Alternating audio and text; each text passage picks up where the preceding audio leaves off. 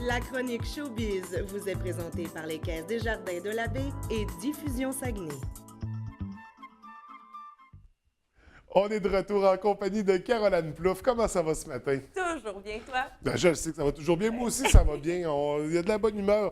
Écoute, on a encore une fois un beau week-end de spectacle. En fait, ça n'arrête pas. On a toujours des beaux week-ends, mais on débute en force avec le show, la pièce tant attendue, qui roule depuis combien de temps? Je vais te dire ça tout à l'heure. OK. Tu vois, mais ça fait beaucoup d'années. Alors, vendredi et samedi au Théâtre Banque Nationale, c'est Brou. Oui, qui est une comédie théâtrale qui se déroule dans une taverne et qui met en vedette 3 comédiens, dont Michel Côté, Marcel Gauthier et Marc Messier. Et on sait que la pièce Brou connaît un immense succès. Oui. Et juste pour te donner une petite idée, là, ça fait, elle a été jouée plus de 3000 fois. Il y a plus de 3,3 millions de billets qui ont été vendus.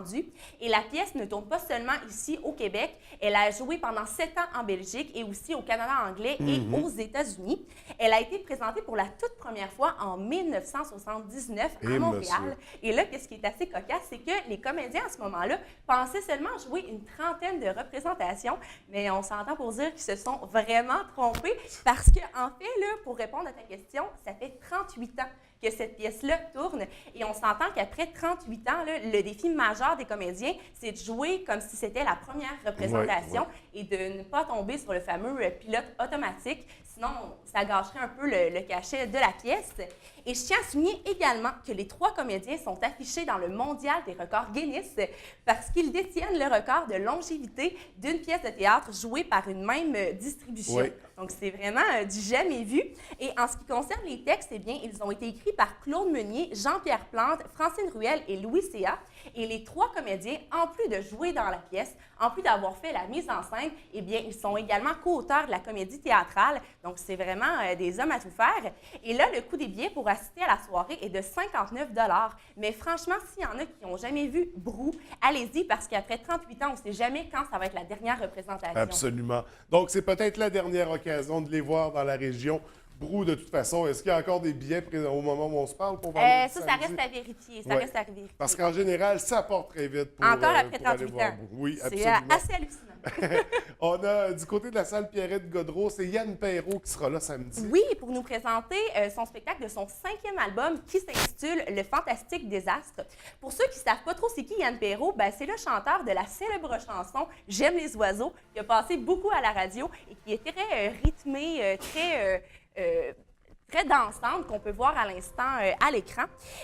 Pour faire un petit portrait de l'artiste, là, c'est un auteur-compositeur-interprète qui a commencé très jeune à s'intéresser à la musique. En fait, ses parents détenaient un resto-bar dans lequel il y avait plusieurs artistes qui faisaient des prestations. Donc, il a eu la piqûre pour la musique très jeune. À l'âge de 18 ans, bien, il a fait ses débuts au sein du groupe Doc et les chirurgiens qui se sont séparés après quelques années. Et un peu après, bien, il en a profité pour voyager en solo. Et durant son voyage, il a suivi une formation de marionnettiste et également, il a appris la danse, le yoga, la méditation. Et cette expérience-là lui a permis, ça l'a vraiment influencé ses autres albums qu'il a sortis par après.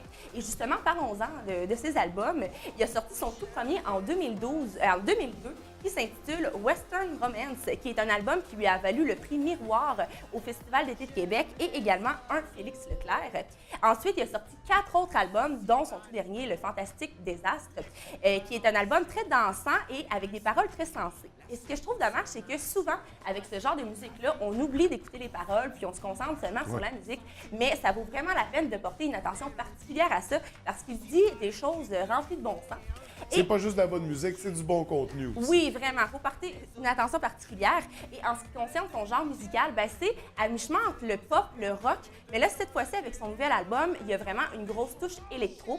Finalement, pour aller le voir, le coût des billets sont disponibles au coût de 35 $. Donc, Yann Perrault à la salle Pierrette-Godreau, samedi à 20h.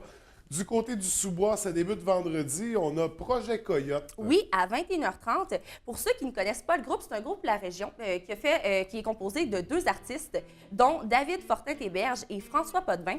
Les 2 artistes ont décidé de se lancer vraiment dans le milieu musical après avoir été sélectionnés au Festival de la chanson de Granby. Après ce festival-là, ils ont fait la première partie de Pierre Lapointe à Jonquière en musique quand même. Là. Et ils ont un mini-album pour chaque saison. Donc, au printemps, été, automne, hiver, ils ont un mini-album et ils ont également un album complet. Et là, hier, ils ont sorti leur tout premier vidéoclip qui s'intitule « Oublie pas de rire » et qu'on peut voir présentement à l'écran. Et moi, je me suis demandé d'où venait le nom Projet Coyote. Et je me suis informée au groupe et ils m'ont expliqué que, en fait, depuis l'adolescence, David signe toujours David Coyote sur ses enregistrements. Et étant donné que c'est lui qui compose la majorité des chansons, eh bien, ils ont décidé de garder ce nom-là. Et ils trouvaient que de rajouter le mot projet, ça l'amenait une certaine liberté en ce qui concerne leur style musical. Donc, pourquoi Projet Coyote? Maintenant, pour en revenir au spectacle du sous-bois, il nous réserve une soirée très rock mélangée avec du folk. Et pour l'occasion, il y aura Mathieu Gauthier, qui est un musicien, qui sera à la batterie. Et en plus de tout ça, il y aura des petites surprises. Ils vont nous présenter 5 nouvelles chansons. Donc, ça reste à voir, un groupe à découvrir au sous-bois. Oui, donc c'est l'occasion de le faire vendredi. Toujours au sous-bois, on a Anévrisme, Ouais, pardon. Exactement. On va l'avoir. C'est pas la première fois qu'ils vont au sous-bois, c'est pas la première fois que je parle d'eux, mais je tenais quand même à faire un petit retour. Pour ceux qui l'ignorent, eh bien, c'est un groupe hommage à Nirvana. Le groupe est composé de 3 artistes, dont Vincent Verville, Alexandre Lepage et Éric Dufour.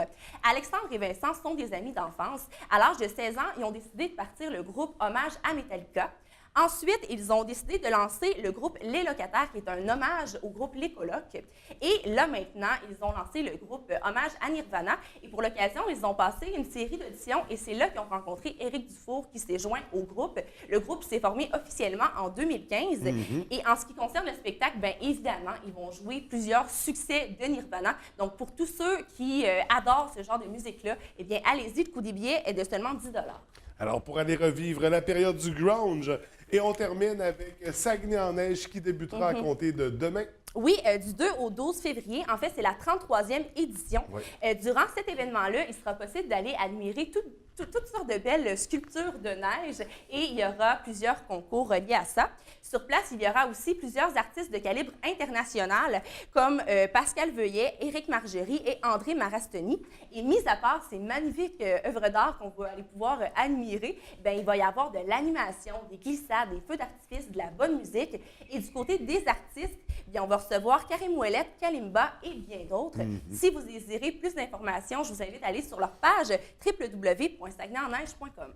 Et c'est ce qui fait le tour de nos activités à surveiller pour le week-end, nos activités au niveau du spectacle. Ouais. Caroline, c'est toujours un plaisir. On se revoit la semaine prochaine. Oui, sans faute. Bonne semaine. Bonne semaine.